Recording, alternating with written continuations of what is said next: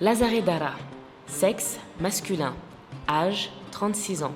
Profession, cultivateur. Lieu de provenance, Sobaneda. Lieu de la violation, Sobaneda. Année de violation, 2013. Auteur institutionnel, Melis Peul. La victime est accompagnée par Isaac Dara, lui aussi victime de la même attaque.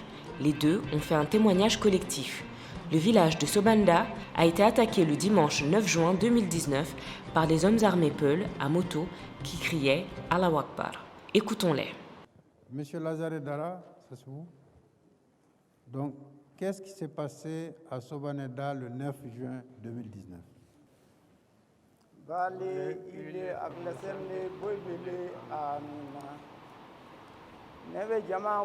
Je salue tout le monde. Tous ceux qui sont dans cette salle, je vous salue tous. Je m'appelle Lazare Dara. Je viens de Sobanda. Sobanda fait partie de la région de Mopti, dans le cercle de Badiangara, commune de Sanga. J'ai 35 ans. Je suis marié et père de 5 enfants. Dieu faisant les choses, je me suis retrouvé avec 2 enfants. Je salue tout le monde. Je m'appelle Isaac Dara. Je viens de Sobanda.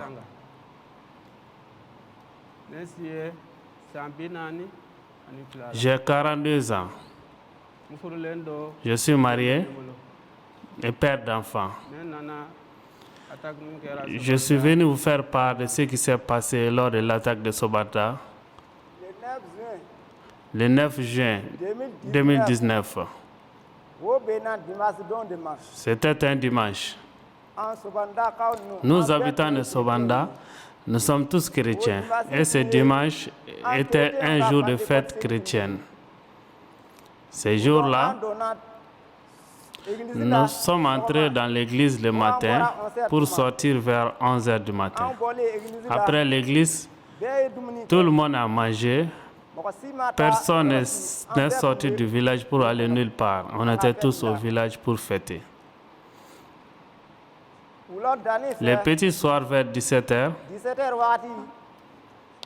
on a vu venir des motocyclistes. Quand on les a vus, on a cru que c'était des marchands, parce que les marchands passaient par là pour la foire. À leur approche du village, ils ont commencé à tirer sur les gens à bout portant. Toute personne rencontrée était abattue. Les gens tombaient et mouraient.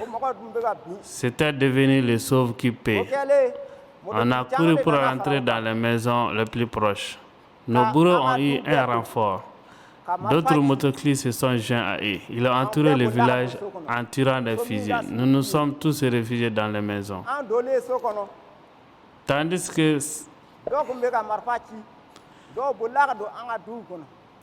que certains tiraient, d'autres sont rentrés dans nos maisons et ont emmené tous nos animaux. Même demain, on ne sait plus où sont nos animaux. Après cela,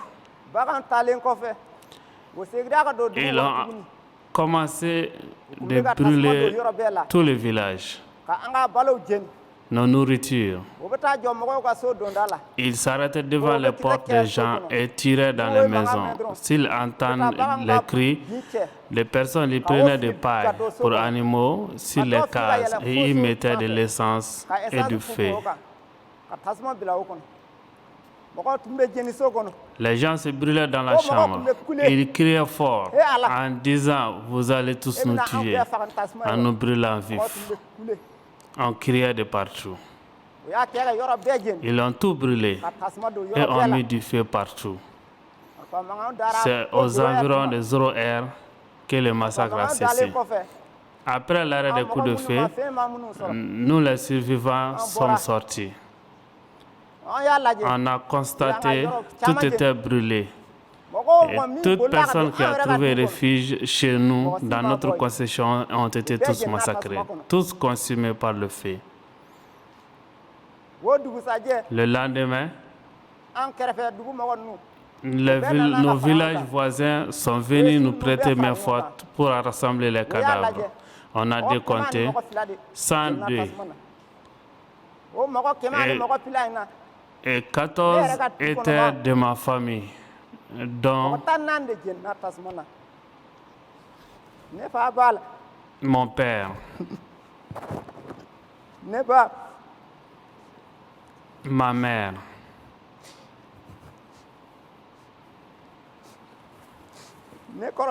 mon grand frère, la femme de mon grand frère, ses enfants, mes petits frères et mes enfants, tous brûlés dans le feu.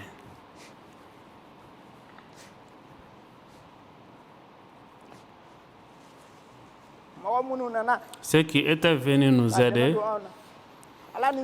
vu le nombre élevé de morts, ont creusé 5 fosses communes pour les enterrer. Nos prêtres étaient venus aussi.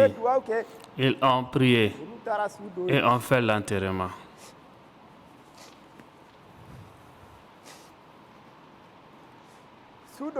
Après l'enterrement, tous ceux qui étaient venus nous aider sont repartis. Nous qui sommes restés, nous sommes réunis, on a fait le constat. Nos maisons sont toutes enfumées. Beaucoup de nôtres sont massacrés et animaux emportés. On n'a pas pu rester dans ces lieux. On est parti à Kunando, à 12 km de Sobanda. Kunando est sur la colline. Nous sommes partis nous cacher là-bas. Nos ancêtres ont quitté là-bas pour venir s'installer à Sobanda. En ce moment, les ONG venaient nous donner de la nourriture. Ils ont fait 6 mois à nous donner à manger. Après 6 mois passés, on n'a vu personne encore. Personne n'est venu nous rendre visite. Cela fait 2 ans maintenant. On n'a pas pu cultiver. On n'a rien là-bas. La souffrance et la pauvreté a fait beaucoup sont partis. On ne sait d'où. Moi-même que voici, mon grand frère est mort et m'a laissé 6 enfants à ma charge. Je ne sais plus quoi faire pour les nourrir.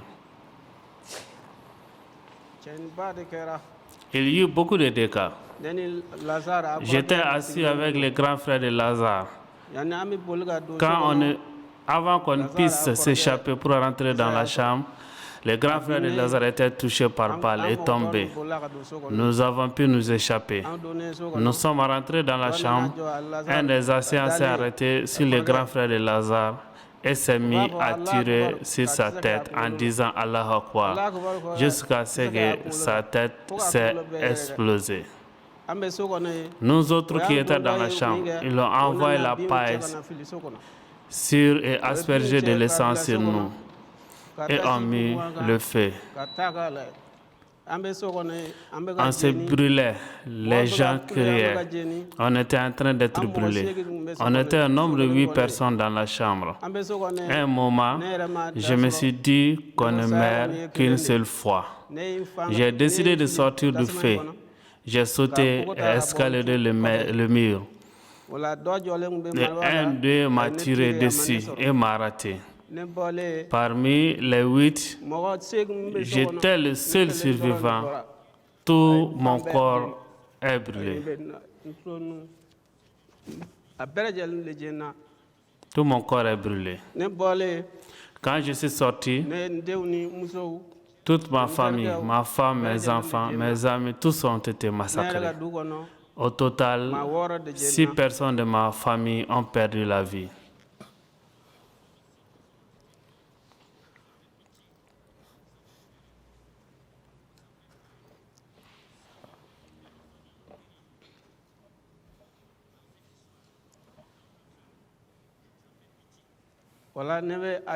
Je remercie le maire Ali Dolo. Il est venu à Sobanda vers 6 heures et nous a emmenés, nous les blessés, à Sanga. Là-bas, les médecins ont vu que nos états étaient graves et ils nous ont transférés à Mopti. Ils nous ont soignés et nous donnaient à manger. On a fait 2 mois. Puis, ils nous ont amenés à Konando. On a trouvé les autres membres de notre village à Konando. Ils étaient très fatigués.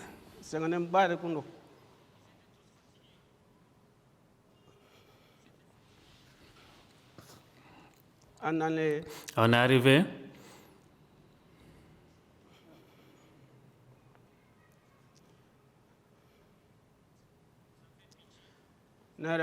Moi-même, je n'arrivais pas à être en bonne santé. Je ne pouvais rien faire, je ne pouvais pas travailler. Nous demandons à toutes les bonnes volontés de nous venir en aide pour nos soins. C'est ce que j'avais ajouté à ce que Lazare a dit.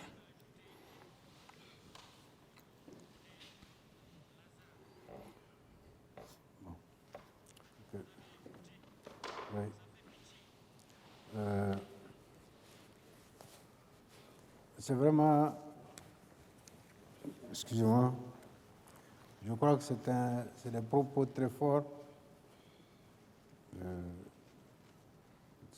On voit les traces des brûlures sur son corps. Et non seulement ils ont perdu des êtres chers, mais aussi ils se sentent abandonnés. On les a aidés pendant 6 mois. Aujourd'hui, si je comprends bien, ils sont dans un besoin d'aide alimentaire. Donc, je crois que là, tout le monde écoute. Les bonnes volontés, les autorités vous écoutent. Après tout ça, aujourd'hui, est-ce que vous avez pu surmonter tout ça? Et dans quel état d'esprit vous êtes aujourd'hui? Et avez-vous un message, quelque chose pour les Maliens, compte tenu de ce que vous-même vous avez vécu?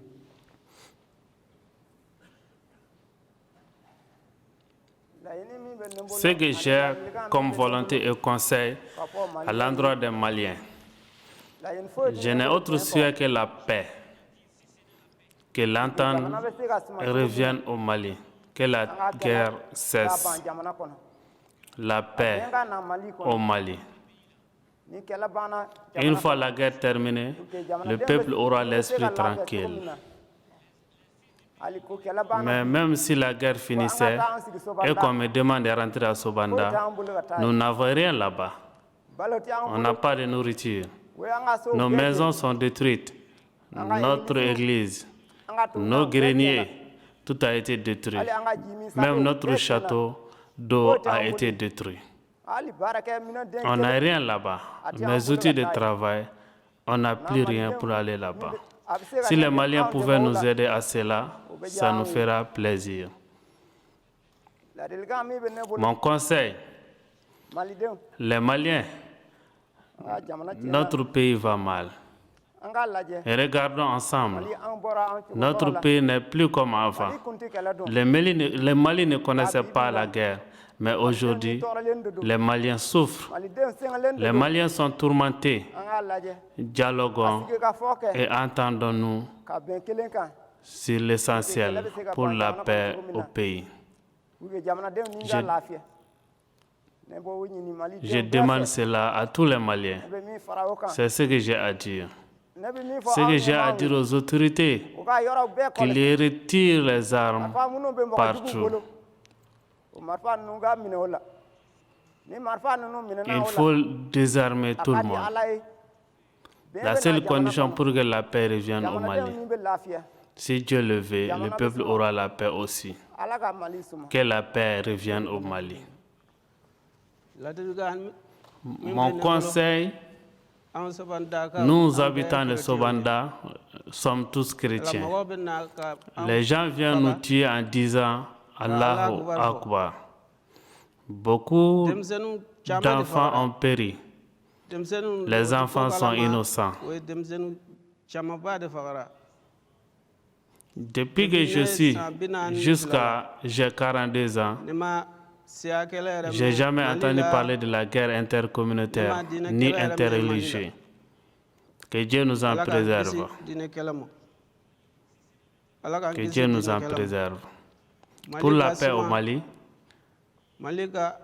donnons-nous la main pour la paix, le vivre ensemble. Les Soraï, Bozo, Dogon, Peul, donnons-nous la main.